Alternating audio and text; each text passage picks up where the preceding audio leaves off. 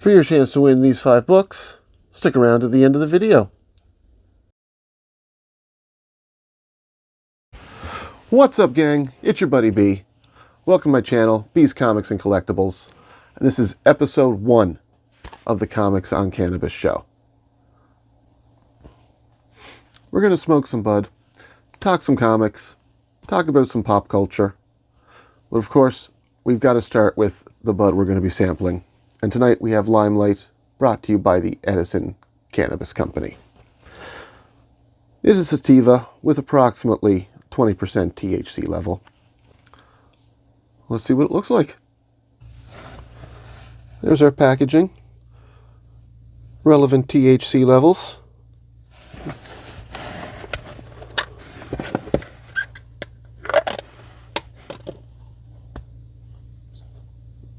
Some nice looking bud. Alright, gang, let's see how the Limelight busts up. We'll be using our brand new Death Star herb grinder. But let's be honest, we all know what it really is. It's a weed buster. We're using it for busting up weed.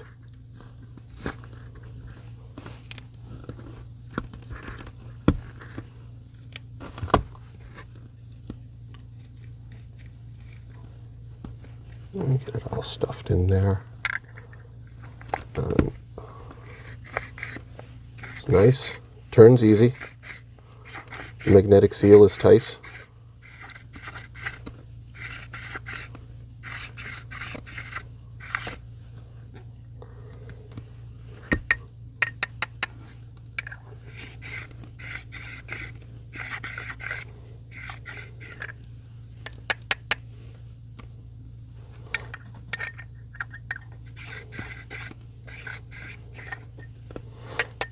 It's not bad.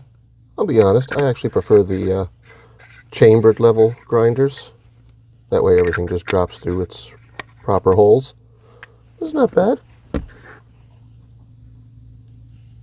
It's fluffy.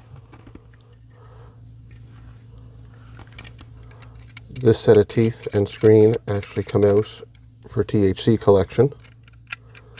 It's going to take a while to fill.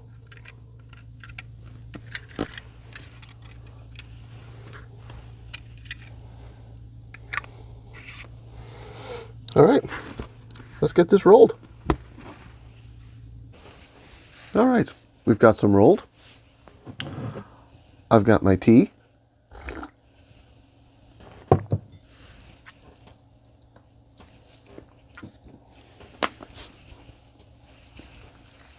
Let's go.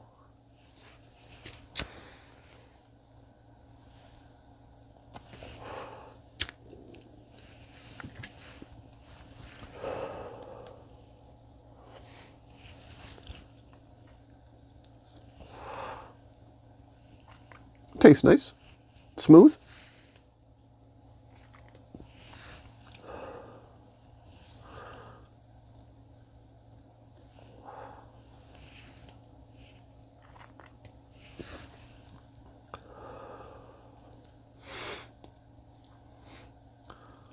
We'll see how good it tastes at the end of this, but right now it's pretty good. It's smooth, it's nice.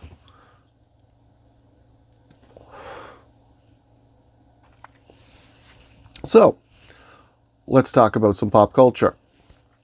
Everyone's asking me, B, what do you think about Masters? He-Man! Ha ha ha ha ha! And at first, I was ridiculously excited that the nostalgia king Kevin Smith was taking over Masters. And then the plot details started to come through. And I will be honest, I was okay with a lot of it. Sure, let's bring it back. Let's have Skeletor get the power sword. Sure. He-Man's never been like other superheroes. He's never been in a really bad spot, so let's do this. Things start on a bleak note. Okay, the revelation comes that He-Man, Adam, loses the sword, turns into Adam in front of everybody. Everybody feels slightly betrayed. Okay. Sure, I'm still okay with that. Someone's got to get the band back together. Adam can't do it. He's broken, defeated. He lost a sword. He let down his entire planet. So, enter Teela. I'm fine with that. She's got to get the band back together. They've got to go stop Skeletor with his ridiculously stupid name, Skelly God. That's a whole other fucking topic. So, the part that I do have a problem with is making Teela gay. I do not have a problem at all with the lesbian gay community. But there is a history that you're deciding to erase because it's He-Man and Teela. Teela and Adam. That's just what it is. Always. So I do have a huge problem with changing that aspect of the story. Too much talking, not enough puffing.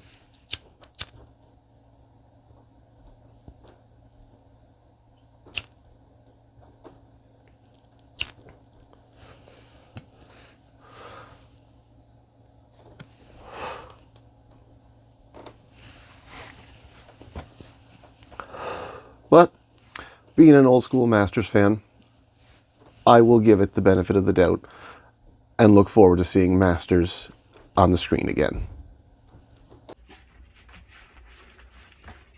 Moving on to Loki, I'm loving it. Richard E. Grant showing up as old Loki. Oh my God, that was awesome. Oh my God, that was just awesome. I'm a huge fan of Richard E. Grant. Going all the way back to Spice World when he was the Spice Girls manager. If you haven't watched it, check it out. It's worth it for Meatloaf. It's a bus driver. It's awesome. In fact, to be honest, I found Richard E. Grant to be one of the best parts of The Rise of Skywalker.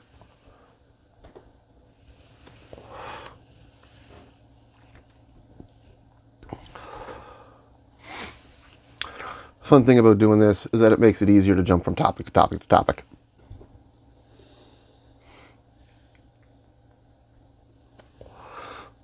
We're getting down there. It's good. You can tell this is a real-time reaction, so it's pretty good stuff. So please, don't forget to leave comments. Tell me now, what do you think of Masters? What do you think of Loki? Comments are going to be used to fuel future discussions and topics on the Comics on Cannabis show. That was good. I liked it. I like it a lot.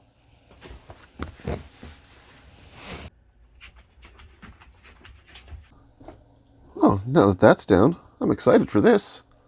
We have a mail haul, gang, so let's get into it. Coincidentally, both of these came from Saskatchewan. Completely different people, though. I do actually know what these are. The Monday before Venom 35 was released, Billy on Economics and Comics went in and dropped a spoiler that Dylan was becoming Venom. So with this news, I was like, yeah, let's get in on this before the prices skyrocket. So we have Venom number 9, Dylan's first full appearance. And that's good. I'm happy with that. There's no spine ticks, which is, you know, the only ultimate disaster, really. Everything else is pressable, just about. As long as it's not written on.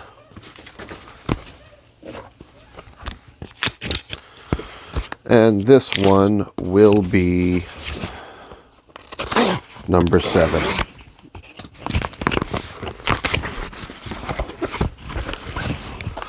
Well packed. Always impressed. Love people that use painter's tape. An avid painter's tape user myself.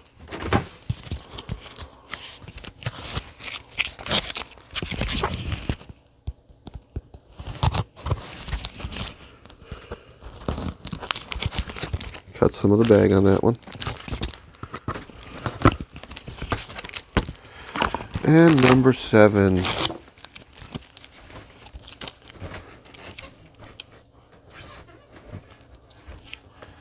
That's nice. Again, no spine ticks. So, That's beautiful. And of course, we have practically our weekly delivery from Can Comics in Ontario.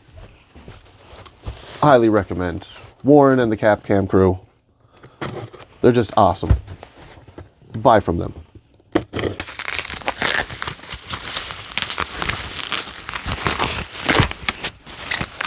There's a lot in here. Let's get into it. We got some Robin.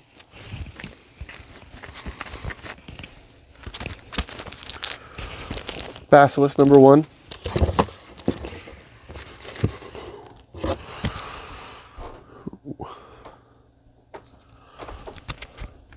The Conjuring, The Lover.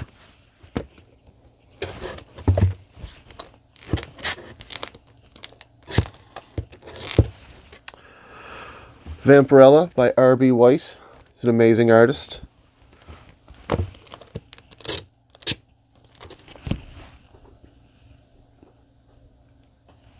Challenge of the Super Sons. This is just pure cover buy. This is an awesome cover. I'll be honest, I'm an old school traditionalist. I like Bruce. I like Clark. I'm not so happy with Jonathan becoming the new Superman, but this cover with just every mainstream villain, I love it.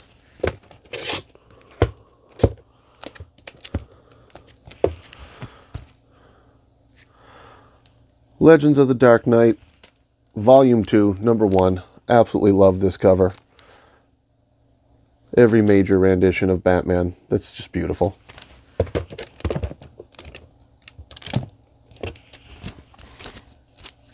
And I actually have a couple of these, but this was my first Artgerm cover. This is the cover that made me an Artgerm fan. This is absolutely an amazing Doctor Doom cover. All right, that was a nice haul. I was happy with that. Random thoughts. Why does Vince McMahon hate Triple H's ideas so much? And given that this is the first episode, it's probably going to have some nasty cuts. But can really only get better from this point on. Random thoughts. Don't get me wrong. I love The Next Generation, and Jean-Luc Picard is awesome. But I'll always be a Kirk guy. Lucio Parrillo. Guy is amazing. Have you seen Essentia #5? Like this, I don't even know if it's going to show up. We'll check it later. But this was absolutely beautiful. This is actually the second print. I actually prefer this much more than the first print.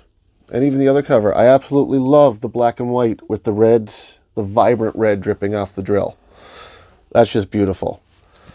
And the homage to the classic pre-code horror covers. Oh, this is a must-have. An absolute must-have. And speaking of Parrillo, he's a pretty constant artist over at Dynamite. So just check out his new cover for Dynamite Lives featuring Ash. I'm pretty excited for this series. I'm looking forward to seeing how it goes. I'll be honest, I don't much care for Ash's face, but everything else Lucio does is just gold. That Essentia cover, oh my god, that's worth putting in a frame. That's beautiful.